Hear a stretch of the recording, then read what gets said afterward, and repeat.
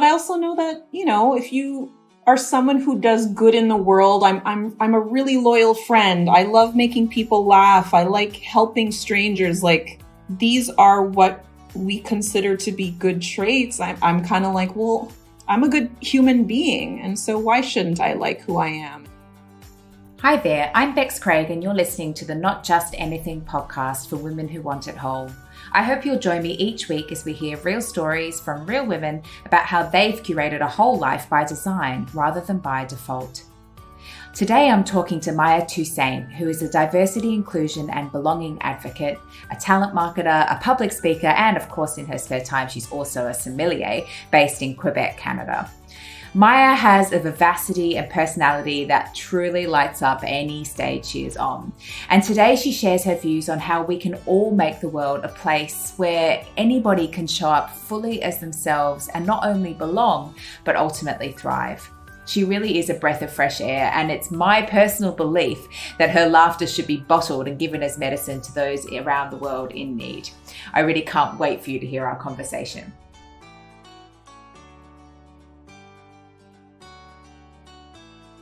Very, very warm welcome to Maya Toussaint, who I'm speaking to this evening for her in Montreal, Quebec, Canada. Huge welcome. How are you?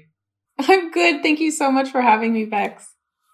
Oh, it's really such a pleasure. And I'm looking forward to kind of getting stuck in a conversation with you because I know you have lots of brilliant things to share and lots of great ideas. And you describe yourself on your LinkedIn profile in a beautiful way. You say, I'm a connector, word masseuse, brand activator, laughter specialist, lover of animal videos and memes. I just think that's beautiful. So as we get started, would you mind maybe sharing a little bit with our audience around who are you and a little bit about your story? Yes, thank you. So first of all, thanks so much for having me. I'm really excited to chat with you tonight, your morning. A little bit about me. I am an extrovert who loves connecting with people. I have a degree in journalism and never really pursued journalism, but still have that secret love of writing. So writing has always been a part of my career and the things that I do. In the day, I am someone who works with the recruitment team and, comes up with content, visuals, text to attract candidates to the organization. So employer branding work. And on the side, I enjoy doing training, public speaking. And these days, there's been a heavy focus on diversity and inclusion as well as anti-racism. And because of my background at LinkedIn, where you and I know each other from, I also do some, work around LinkedIn consulting and things like that. And really, most importantly, is that I find joy in my friendships and my family and travel. And I love to laugh. And it's been a wild time not being able to have the things that I would say are my self-care tools, but I'm doing okay. I'm surviving. Yeah, it has been such a weird year. And I love that you said, I find joy, because I feel like that kind of, that thirst for joy and laughter and that is kind of exudes out of you. And so where does this come from? Like, how has this kind of shaped who you are? I wonder if it's like my dad is someone who is very gregarious and has a big personality, but also a really big heart. And we always laugh together. And so I'm sure there's something in my childhood around, being around him. And we have a big family. I am an only child, but I do have a big family. And maybe it's from, making my own fun growing up as an only child, like coming up with games and having a big imagination. And so I've always been comfortable with asking for what I want. And since I know I love laughter, I seek out different forms of joy that way.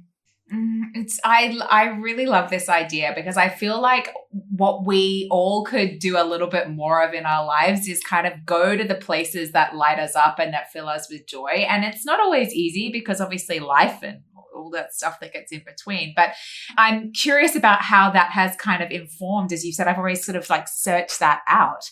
And so you touched on also like all these different roles that you're playing, all this different work that you're doing. So maybe you can share a little bit more about, you said these some sort of like side hustles that you're up to. How did you kind of get into that? What was it that drew you to that? I feel like, so because I was recently talking to someone about this, I looked at my own LinkedIn profile and I realized that I've been doing kind of workshops, facilitation, and training for about 10 years now, because I've always enjoyed speaking with people and very, very comfortable with, the dreaded oral presentation. I hear that, that's like people's number one fear is oral presentations. But I've always loved it since I was a little kid.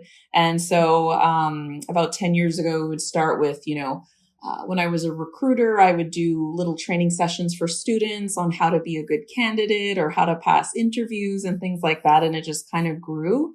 And so this idea of training, and I always feel really good when I help people, whether it's to understand a concept or to look at things differently. So that's just been a bit of a fun thing. More recently, as you can imagine, just with the nature of, where we're at in society, the content hasn't been as laughter friendly, but when it comes to, diversity and inclusion, I do think there's a way to again, bring fun into these heavy topics. It's about, vulnerability and being open to two sides and open to communicating and hearing people out. And so every session I've gone into, I always feel a little like, oh, how's this going to go? And then at the end, I always feel really, really good about how people are open to listening and open to change and getting better. So for the most part, actually for all of them, they've been really, really positive. And so I'm still able to get my little baby joy out of that too. Yeah. And so what, I want to hear more about this, because I feel like, as you've pointed to, there is such an obvious need for us to be having these dialogues. And I think you're absolutely right. If we can do it in a way that makes people want to like sit up and listen and extract joy as well in that learning process, more likely that we can engage more people in a dialogue. What is the kind of message that you are personally trying to spread? Yeah, I think right now it's mainly awareness and opening conversation. So high level, some of the subjects that I talk about in a, let's say, diversity and inclusion or even an anti-racism training, because honestly, they're pretty similar. It's just about packaging, and some people are more comfortable calling it diversity and inclusion when I would argue that it's all the same.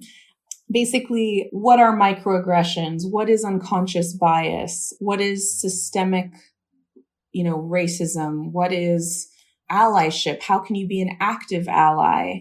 What is privilege? So it's more kind of putting these terms into focus and explaining to people that you aren't bad because you made this mistake. We all have these unconscious biases.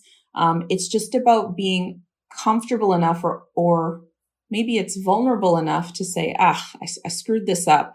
How can I either apologize or mend this or learn from it? And so, there isn't a big, moral statement at the end of the session, but it's really just kind of, here are 10 examples of microaggressions that, we've probably all committed, and let's talk about them. And that usually has the most interaction because people don't even realize that they're hurting people by asking questions, because often, and again, in general, often the intent is positive. It's, I want to connect with you and I'm a little awkward about how to do it. So instead of telling you I like your hair, I go and touch it, or I ask you if it's real. And it's like, okay, let's start with the fact that you just like my hair. So let's go with that. And so it's just conversations. It's a lot of conversations. Yes, there's a lot of fact-based, historical data and things that I come with, because obviously the research is important, but I think it's more about getting people to feel not blamed, because we know that in arguments, once you start yelling or what have you, people stop listening. So it's more about, hey, we all do this. We're all human. We're all learning.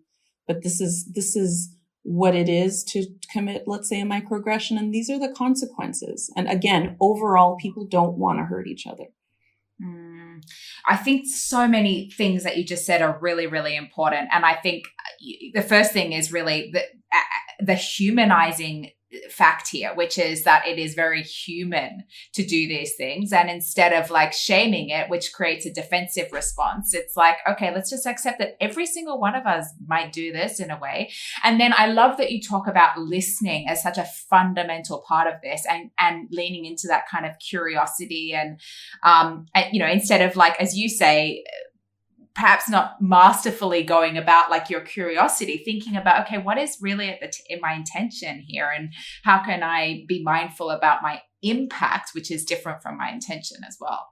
Exactly. There's a whole thing about, intention versus impact as well. It's important to recognize, I'm sure the intention was good. You can still have a pretty negative impact if you continue to act a certain way. Right. And so this is something that you're doing like on top of and above and beyond all the other things that you're doing in your life. And so it makes me curious, like, what is it that matters to you about this?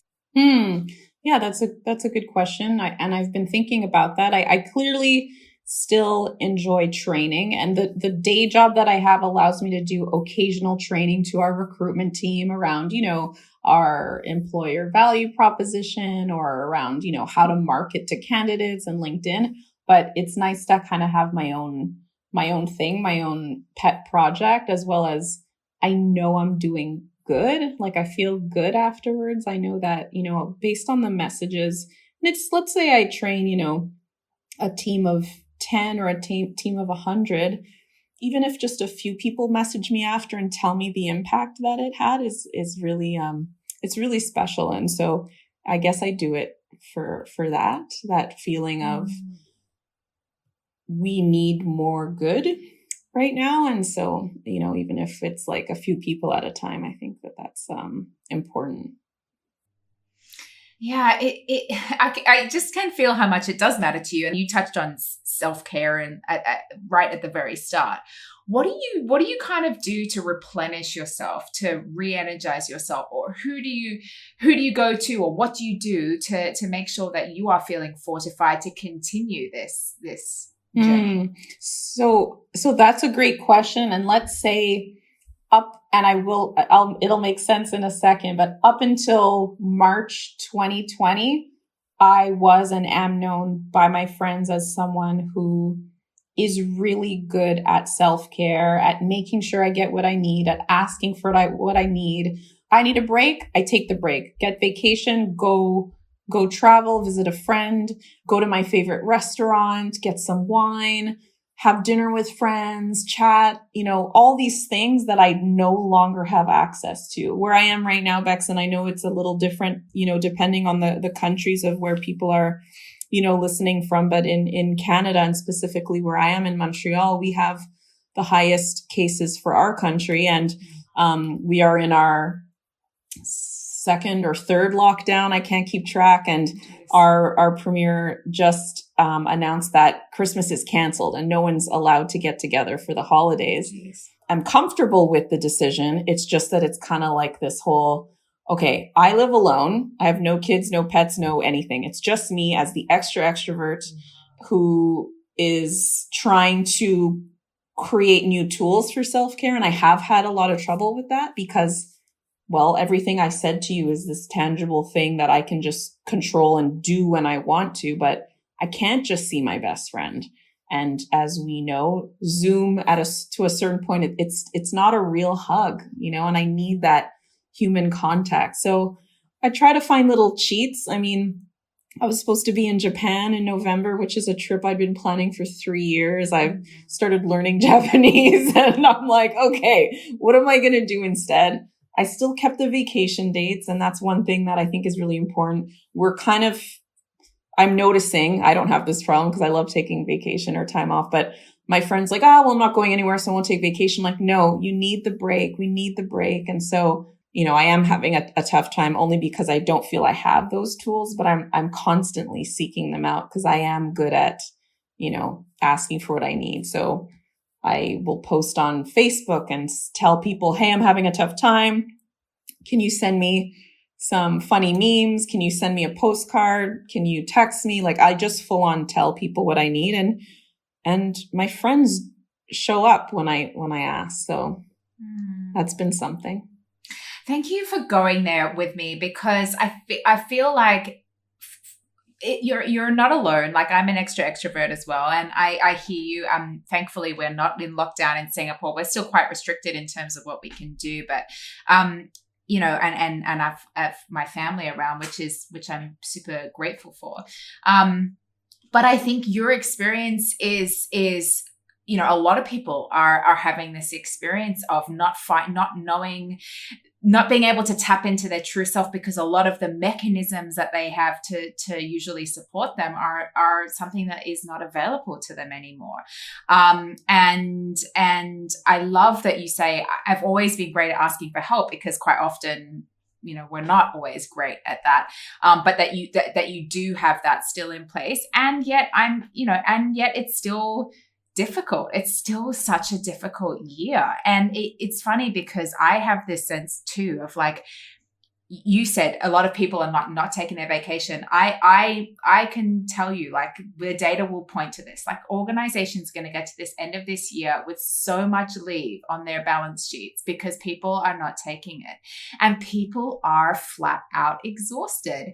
And you can see it in the way that we are triggered by small things in our lives, by the way that what we're able to, we just don't have the resources basically to cope with things that usually would be fine, because we've usually got all this stuff here in place. This is completely upside down. This is uncharted territory. This is not something that we expect to live through in our lives. And our generation, and I'll speak for myself, because locally in Canada, we've gone through a historical ice storm in my lifetime. We've gone through 2 recessions, you know, and now a global pandemic. Right.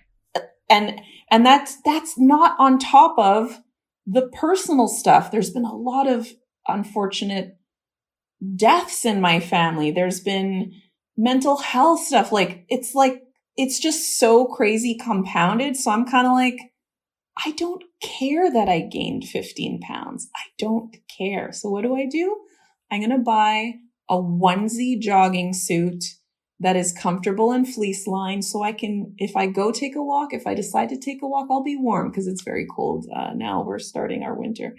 But I'm just trying to be easy on myself. And so in terms of things that, you know, looking forward to or making me feel better, I'm at the point where, okay, yes, it's okay that I gained weight, but I also need to physically feel better. You have some aches and pains you didn't have a year ago. It's probably from the weight gain. Let's see what we can do to be a little better at that. So I've been cooking more.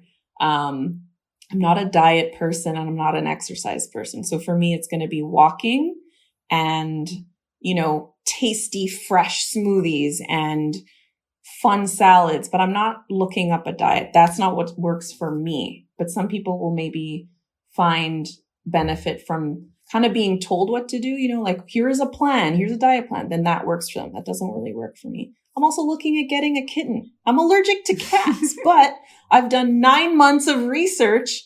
I've literally read PhD, like thesis papers about the types of cats that have the lowest amount of the specific allergen that we're all allergic to. And so I'm going to get a kitten. And that's something I never would have done before. And I'm desperately looking forward to having this little thing purr on my lap. So that's something that's positive and coming up.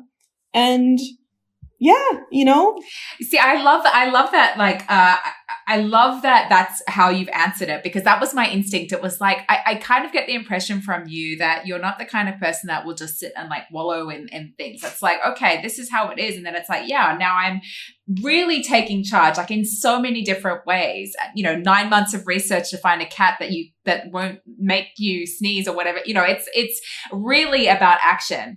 And I also wanted to kind of probe a bit, because I always ask this question around balance. I have a very, very strong perspective on women getting asked all the time about how they create balance in their lives, especially when they're parents. And yet I kind of want to ask you as somebody that, you know, as you've described, you know, you live alone. And I'm just wondering, how have you seen this pandemic affect your ability to kind of create more harmony in the thing between the work requirements and all the other things that you like to do, sommelier, diversity and inclusion, anti-racist, activist, all of these things? Like, how has this shifted your own sense of kind of wholeness in your life?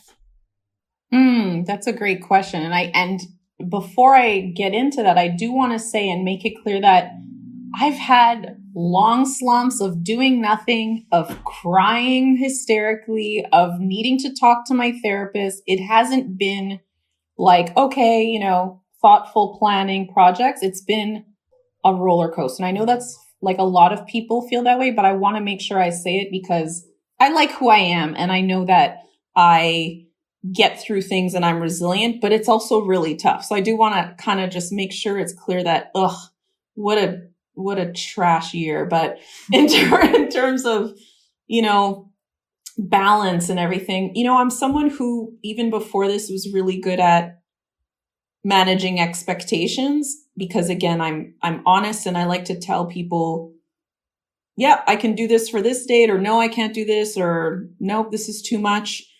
And I've maintained that. There was a moment probably at the beginning, which would be like, let's say April to June was very busy work-wise. We had a big EVP project, so employer value proposition. I was in and the company has 47,000 employees. So it was a lot of work.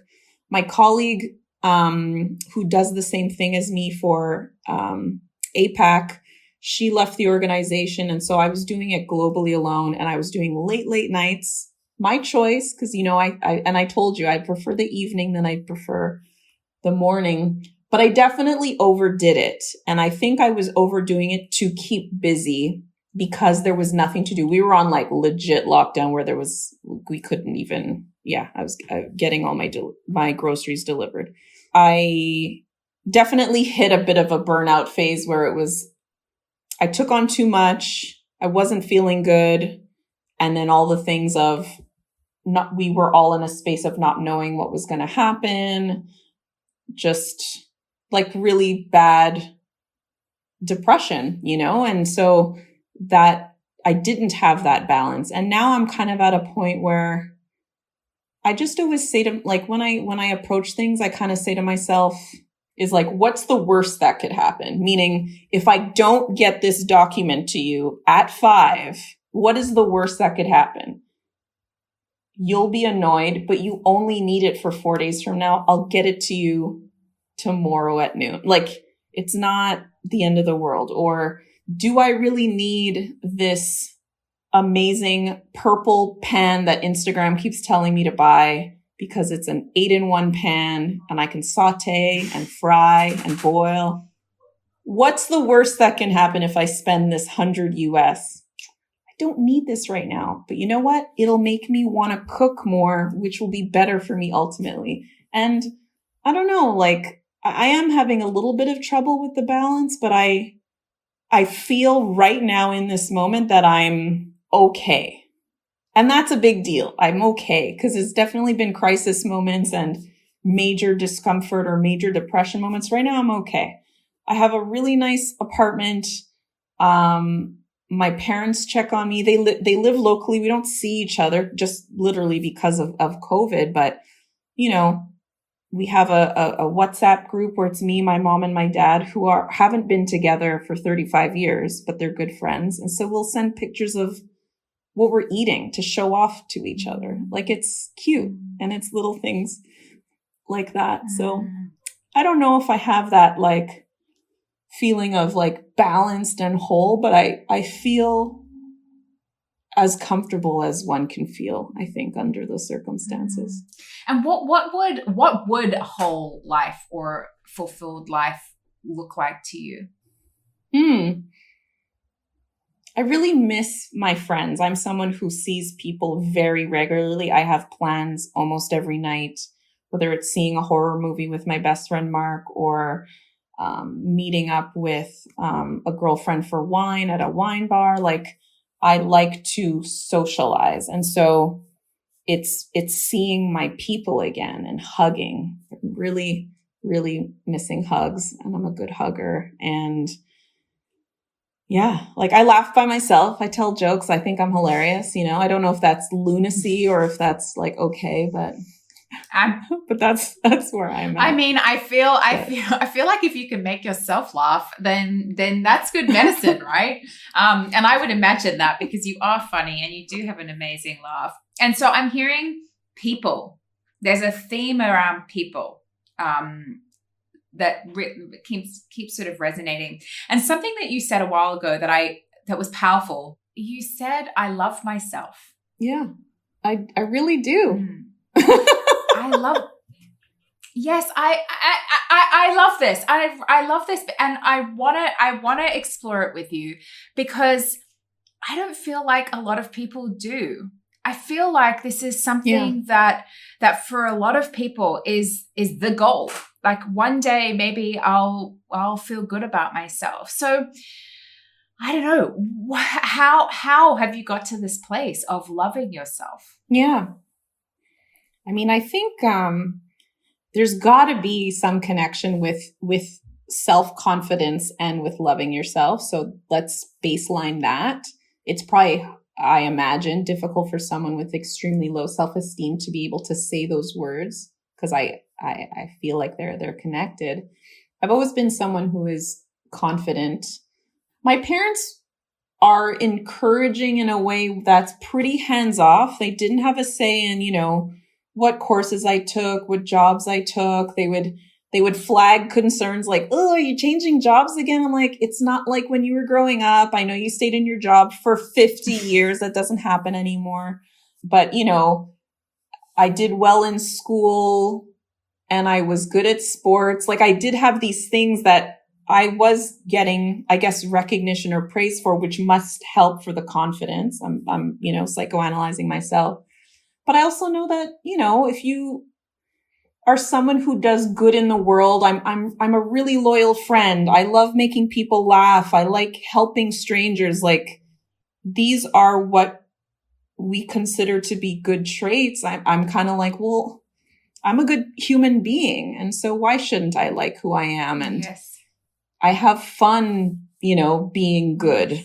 Yeah. I genuinely really love this idea because I think that this would be the kind of thing that I would personally like to see more of in the world. More people loving themselves enough to then listen to themselves, enough to then trust themselves, enough to then follow the things that light them up. And I could imagine, but I want to ask this as a question, like I would imagine that kind of wraps around you a little bit to support you through these more difficult times. Like how is that true? Like how has this supported you through? You described some pretty dark times recently, and what has that meant, I guess, for you personally?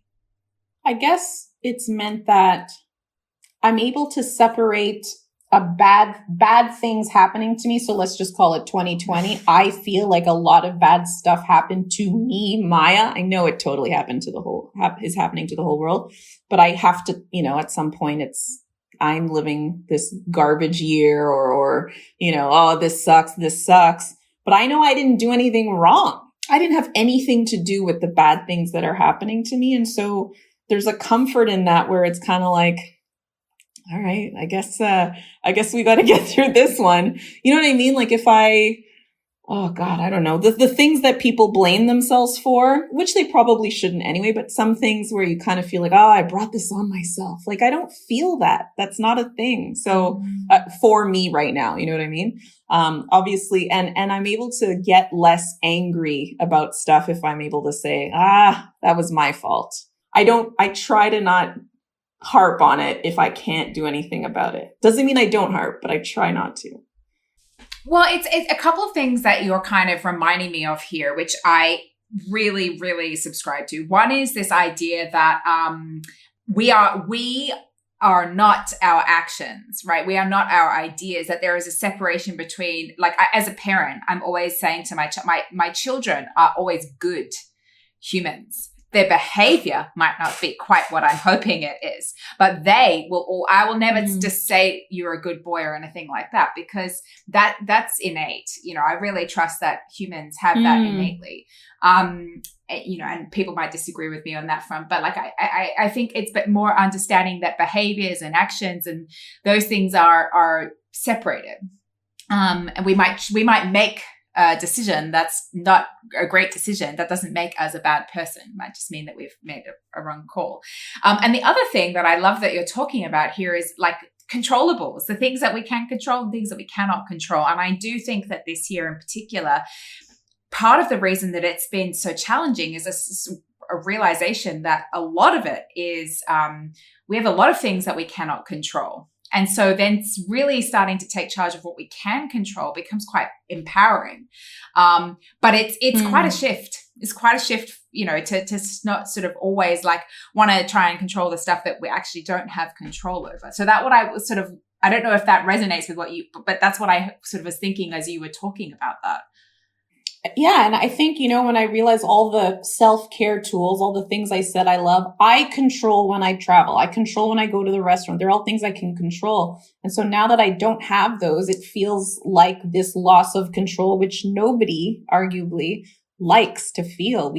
That's why we probably are all feeling this kind of global sense of jet lag, like a weird just sense of like, what's happening? What are we doing? Like, and it seems to come in waves. And I noticed that the last few weeks, I'm kind of like, I think we're in another wave of the weirdness where it's like, what day is it again? Like this keeps happening because we're just seeing the same walls, the same things all the time. But yeah, I'm not a control freak, but I am in control of my life. And so as a result, there's this weird thing that happens where it's like, oh, I can't control any of the good things. Like I would control that. And now it's like, how do I find new ways, And a lot of it is like a little bit situational as well. If you think about it, like we are in a generation where you want something, you get it at the click of a button, literally. I mean, you talk about getting your deliveries, anything that you want is we're a convenience generation.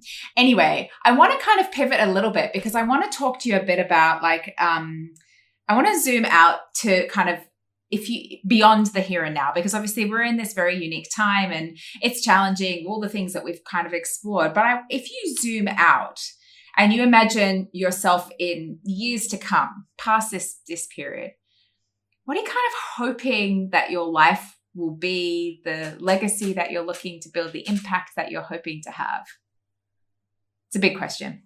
Oh, my personal brand is really important to me, and I want to be known as the things that I told you I'm proud to have as human qualities. Like I want people to be like, and I feel that they can say that now, and I just want to kind of enrich that as we go. So Maya is someone who's helped with XYZ, who's loyal, who's thoughtful, who has integrity, who's credible, genuine, hilarious.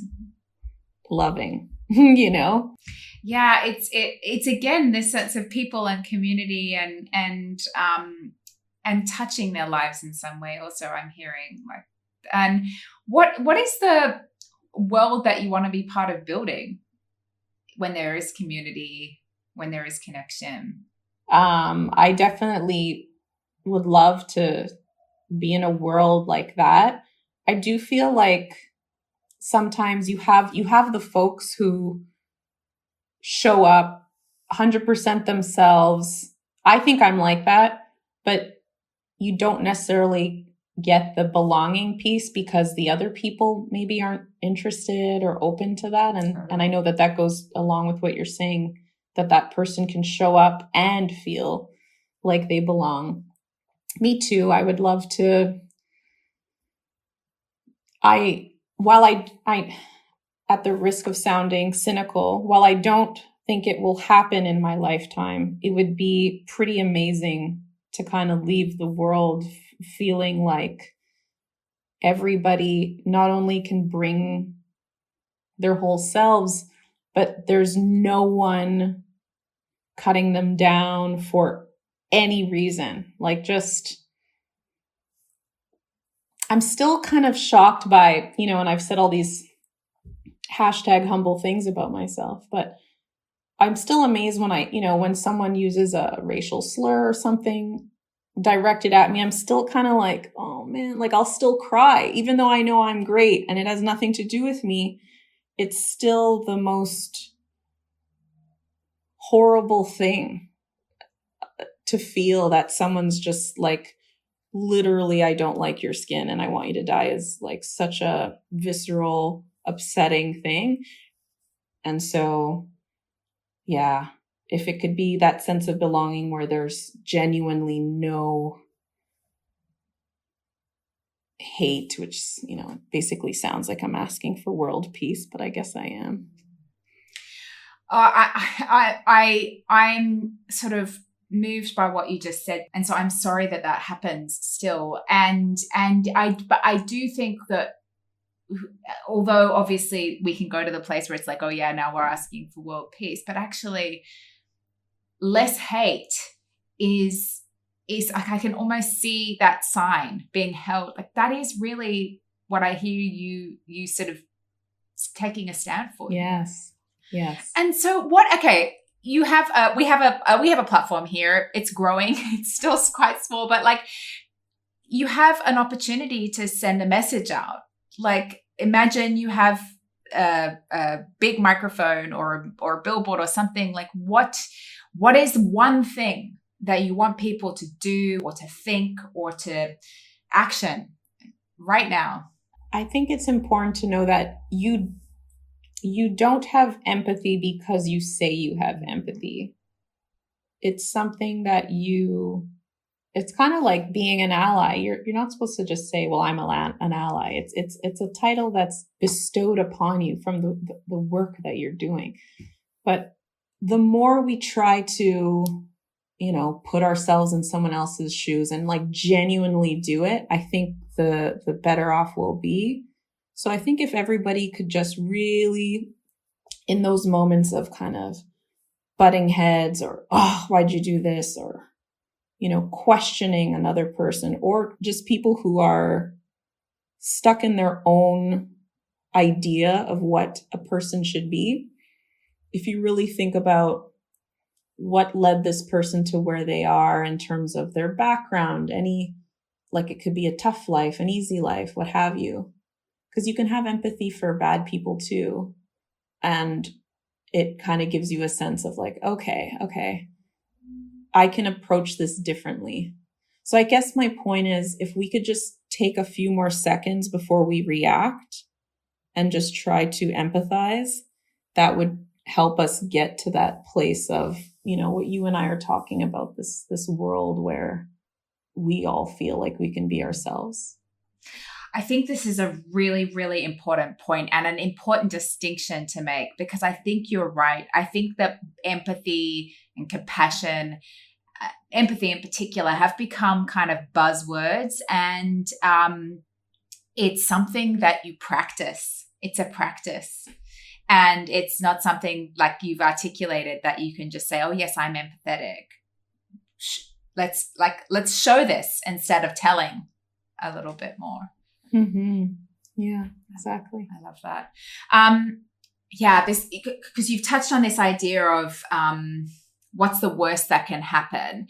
And you've also mentioned a few times about, having bouts of depression and experiences in therapy. What have been, I guess, some of those experiences, and what have they taught you about what matters to you or who you are?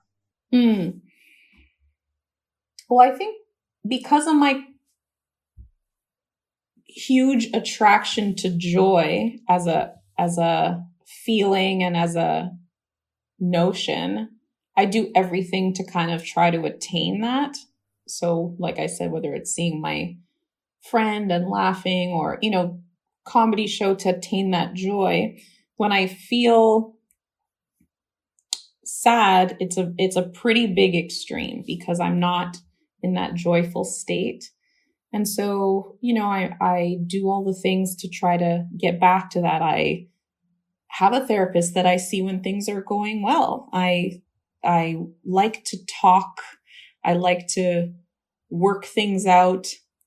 I'll sometimes ask friends to chat things through, and it's not because I need advice. It's just to hear different sides and have an openness to someone else's opinion. I was saying how I've had a lot of deaths in my life, and I feel them very deeply. I still do. I carry that with me, but I talk about it openly. I have a few friends that are a part of the same unfortunate club of being people who've lost, people they love, and being able to talk about that is really important. And maybe that's what also helps in terms of thinking about, what's the worst that could happen? The worst that could happen is you die. I think that's probably the worst that can happen. So when there's a situation where I'm worried, like, oh, I'm going to get embarrassed. Oh, do I tell this guy that I like him or something? I don't know. What's the worst that could happen? I'm not going to die if I tell someone I care about them. I'm not going to die if I tell my boss that I screwed up on a document. Usually it's the reverse that happens. It's potential joy. I feel like I'm known at companies for like being accountable and just saying, hey, we didn't do this thing, and then people trust you. They don't go the opposite because you screwed up. Now they trust you because you own up to your mistakes, or you're okay with being embarrassed. Nobody wants to be embarrassed. I hate being embarrassed. It's the worst feeling, and you get this like weird tingly in your cheeks, and I don't like that feeling, but I'm also kind of like, I'm not going to die. Like, it's not the worst thing that can happen. And so, yeah, I think it's just important I think what I wanted to say is that maybe through the deaths, I kind of have a true sense of life being short, and that why wouldn't joy be the one thing I want to feel all the time, And so that's why I'm always going to do the things that make me feel good, make my friends feel good, make my family feel good, because it sucks to spend the short time that we have feeling like crap.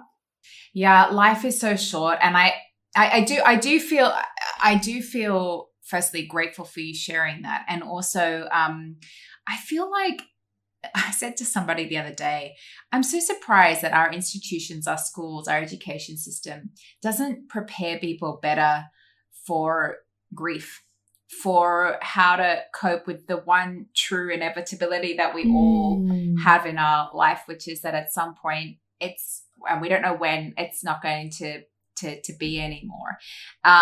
All of us are going to be affected by this, and yet many of us don't know how to respond to somebody that's experiencing grief. We don't know. We're not prepared as a society to go to those places.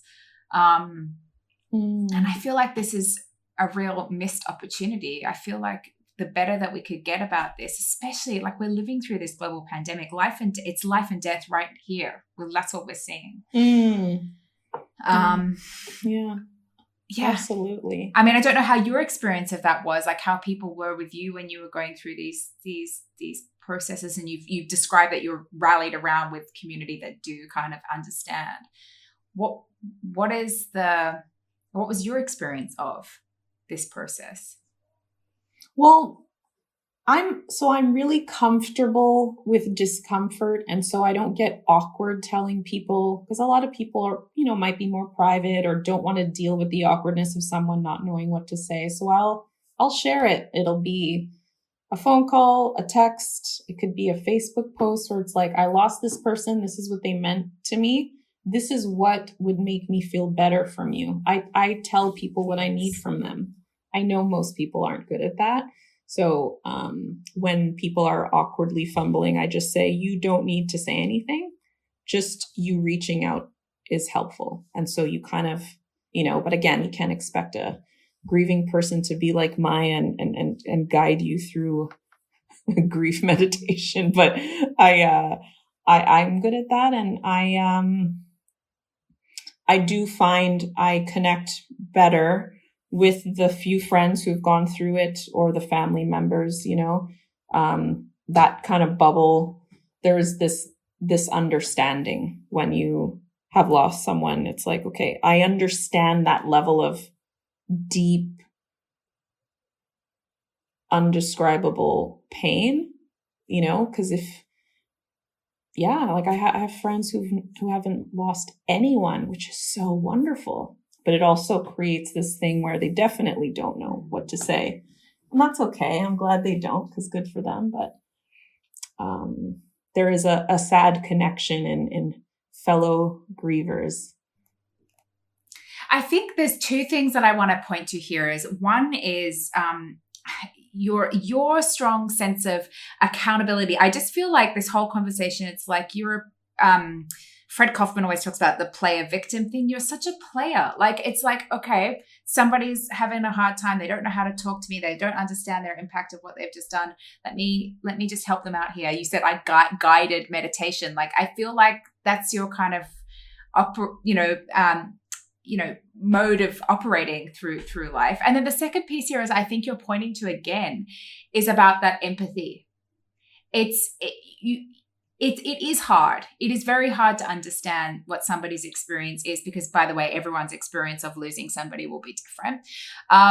If you've never experienced it, but what I hear you sort of saying is, like, you can't actually say anything, really. There's nothing that you can say that will alleviate that pain. And what you can do is step into your empathy and just listen and be there, and right? Like, it's that empathy. Exactly. And that's what I want, like, in my life, is people who are there for me when I need them. Because I know I'm that to people. And so I know I feel really good when someone shows up for me. And sometimes just showing up is literally just listening quietly. And I often, it is just listening. And people are always worried about, oh, let me tell this story, and this is how this was for me. And it's like, no, I'll often tell people, what I need from you right now is no advice, no stories that relate. I just need you to be mad at this situation with me. And it's like, okay, that's been working, because I've been frustrated with some of my friendships where I'm like, oh, I'm not getting what I need from this friend. And then I'm like, I can just tell them. And so I tell them. And then it's like, okay, look, I've got this wonderful 20-year friendship, because I've said what I need. And so I always hope and want to know that my friends are asking for that same thing too. Because I'll pick up on stuff. I'm like, did I say that? Actually, this happened recently where I was with a few friends and I said something that for an average walker by who doesn't know me would be like, oh, she was being a little curt. But anyone who knows me knows that I'm just being myself. Like, I have a sarcastic humor. But one friend like shut down, and it's like, did I say something to, what did I say? And she was honest. Like, I forgot how you can be, pretty straightforward. And I think I'm feeling sensitive. And so I was feeling a little upset by it. So I'm like, well, I'm sorry. I definitely didn't want to, hurt you. But I'm glad you recognize as well that maybe it's a combination of how we're all feeling and things like that. But I guess it just goes back to, did I say something to piss you off? I need to know so I don't do that again. Yeah. It's this intent and impact piece again. And it's funny because you said the words show up. And as soon as you said that, because I've been feeling like that's swirling around in my head throughout the conversation. And it's like, oh yeah, that's the sign. It's like show up, people. I show up because you showing up all the time. But that's what when you said that, I was like, wow. Yes. That's the kind of the mantra, the message here. That is, show up. It is. And like, going back to that earlier question around, time from now, like, years and years away, like looking at the world we live in, like if people could just show up more, watch out. It'd be oh so my great. Gosh. Yes. I've just got this huge smile on my face. Like, I cannot take it off. Yes. Yeah, I want to live in a world where people show up. Yes, that would be so good. Right? It'd be so good. I love it. It's honestly such a pleasure. I think you are a bright spark and you have a lot of amazing ideas. And I'm not really surprised that people keep coming to you to ask them for things, because that's been my experience of you. And so I'm just grateful for your time and excited to see what's possible when people do show up. Thanks, Bex. I really, really, really enjoyed this conversation. It's nice to talk about these things and feel like I felt joy when I was talking about joy. And so thank you for that. Yeah, well, I'm leaving it with a huge smile on my face, so thank you. Me too. Thank you so much for joining me today for another episode of Not Just Anything for Women Who Want It Whole. If you enjoyed our discussion, be sure to subscribe to our weekly podcast and leave us a review. Otherwise, thank you so much for being here with us, and we look forward to having you join again. And remember, be brave, be whole, be you.